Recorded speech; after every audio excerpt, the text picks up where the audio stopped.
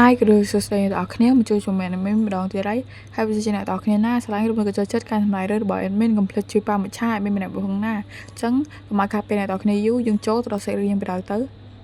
លោកជេរ៉ូបានត្រឡប់មកវិញពីការល្បាតជុំវិញភូមិមកគ្រឹះវិញហើយ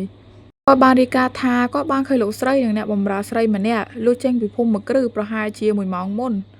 គាត់បានតាមពួកនាងហើយបាននិយាយថាគាត់បានឃើញពួកនាងចូលទៅកាន់ផ្លូវ girl នៅម៉ោងនេះឬបាទពួកនាងទៅប៉ាត្រឡប់មកភូមិគ្រឹះវិញអំបែងមិញនេះឯងខ្ញុំមិនដែលគិតតតែសោះថាលោកស្រីដែលមើលទៅរៀបរយសុភាពរៀបសារបែបនេះបែរជាចូលចិត្តការលួចដើរលេងប្រថុយប្រថានបែបនេះសោះមើលទៅខ្ញុំពិតជាស្មានមិនដល់មែនតើពួកយើងគឺស៊ើបអង្កេតពីប្រភពសំណើរបស់នាងដែរឬទេចាំបាច់ធ្វើអីនាងអាចនឹងកំពុងរៀបចំផែនការអ្វីមួយជាមួយនឹងរាជវង្សនាងថែមទាំងអាចកំពុងតែរៀបចំផែនការដើម្បីលេបត្របាក់ឬគ្រប់គ្រងដេម៉ាកទៀតផងបើសិនបើនឹងជាគោលដៅរបស់នាងមែននាងមិនយកខ្លួនទៅប្រថុយជាមួយនឹងគ្រោះថ្នាក់បែបនេះទេព្រះចៅអធិរាជមានមនុស្សច្រើនលើលបស្រាប់ហើយសម្រាប់ប្រើឲ្យធ្វើរឿងបែបនោះពិតមែនហើយនាងប្រហែលជាអាចមានផែនការបែបនេះនៅក្នុងពេលអនាគតដ៏យូរខាងមុខប៉ុន្តែមិនមែនឥឡូវនេះទេព្រះចៅអធិរាជនៅតែត្រូវការអំណាចរបស់ខ្ញុំនៅឡើយហេតុអ្វីបានជានាងទៅជួបនឹងសហគមន៍ធ្វើអីខ្លួនខ្ញុំផ្ទាល់ក៏ចង់ដឹងពីរឿងនឹងដែរខ្ញុំឆ្ងល់ណាស់ថាតើនាងកំពុងតែគិតរៀបចំផែនការស្អីនៅក្នុងក្បាលដ៏ទូចមួយនោះសហគមន៍មិនងាយទម្លាគោលបំណងរបស់អតិថិជនគេស្រួលនោះទេហើយបើសិនបើខ្ញុំបង្ខំពួកគេលទ្ធផលគឺមានតែធ្វើឲ្យស្ថានភាពកាន់តែតានតឹងឡើងប៉ុណ្ណោះបើសិនបើរៀងនេះដឹងដល់ប្រឡែលនាងមានតែរឹតតែលាក់បាំងបំណងរបស់នាងពីខ្ញុំថែមទៀតឥឡូវនេះគ្រាន់តែតាមមើលសកម្មភាពរបស់នាងសិនទៅបានហើយព្យាយាមកុំឲ្យគេឃើញមុខហើយកុំឲ្យគេចាប់អារម្មណ៍មួយថ្ងៃមុនពិធីបុណ្យចូលឆ្នាំរីករាយណាស់ដែលបានជួបលោកស្រីខ្ញុំឈ្មោះ Agnes Lorelin ខ្ញុំមកពីគ្រួសារចំណងនៃត្រកូលដេម៉ាកខ្ញុំនឹងព្យាយាមឲ្យអស់ពីសមត្ថភាពដើម្បីជួយលោកស្រីឲ្យចងចាំរឿងរ៉ាវឡើងវិញខ្ញុំក៏ទន្ទឹមរង់ចាំធ្វើការជាមួយនឹងលោកស្រីដូចគ្នាដែរខ្ញុំនឹងមិនប្រញាប់ប្រញាល់ដកស្រង់ការចងចាំរបស់លោកស្រីចេញមកភ្លាមនោះទេខ្ញុំបំរុងនឹងចាប់ផ្ដើមបើធ្វើឲ្យលោកស្រីស៊ាំជាមួយនឹងការចងចាំក្នុងសម័យកាលនោះជាមុនសិនតើលោកស្រីមិនមែនបាត់បង់ការចងចាំដោយសារតែការប៉ះទង្គិចផ្លូវចិត្តយ៉ាងធ្ងន់ធ្ងរនោះទេឬសម្រាប់មនុស្សក្នុងស្ថានភាពដូចជាលោកស្រី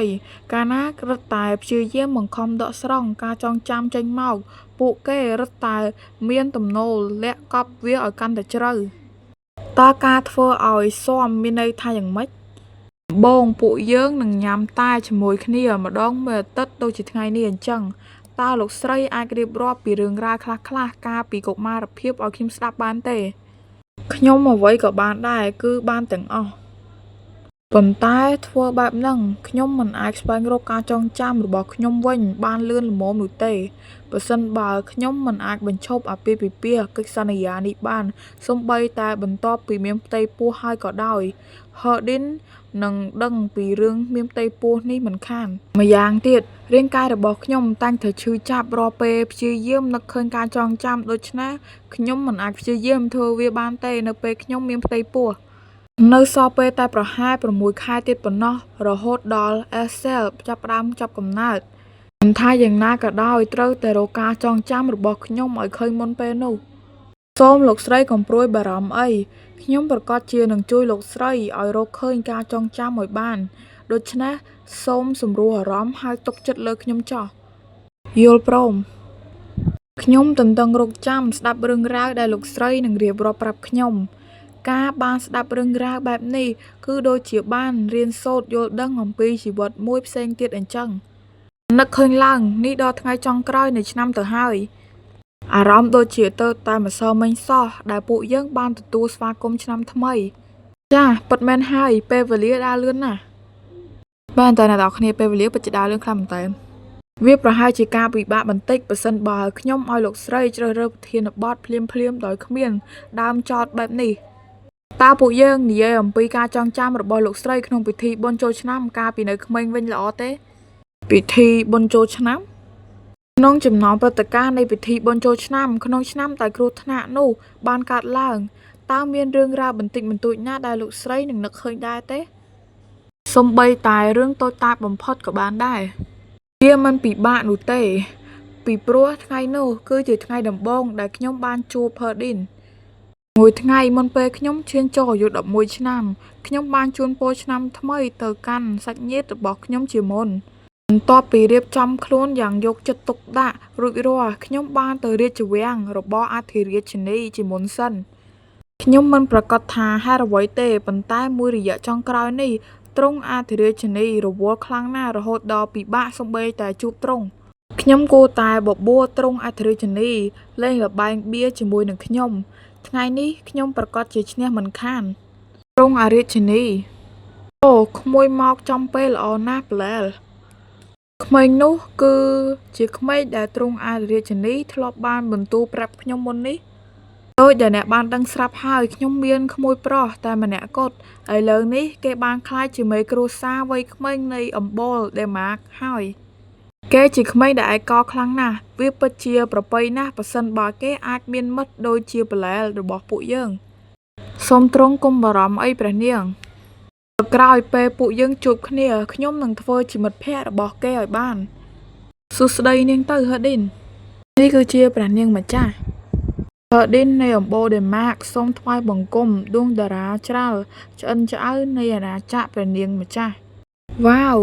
រាល់កាយវិការនីមួយៗពិតជាល្វឹតល្វន់ទន់ភ្លន់ខ្លាំងណាស់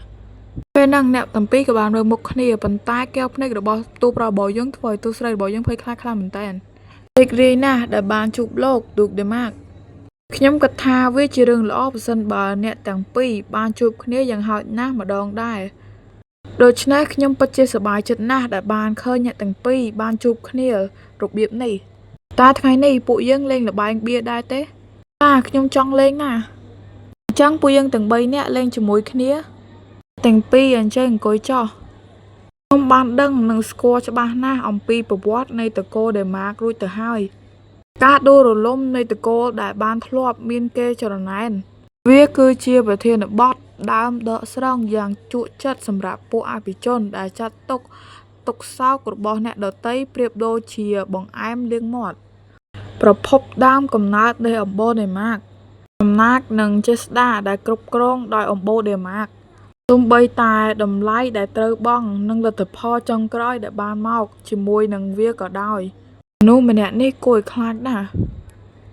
អូខេអ្នកនរគ្នារឿងរបស់យើងក៏បានមកដល់ទីបញ្ចប់ហើយមុននឹងបិទហ្នឹងកុំភ្លេចជួយ like subscribe ឲ្យមេម្នាក់បើផងណាអញ្ចឹងអរគុណច្រើនបាយបាយជប់មាក់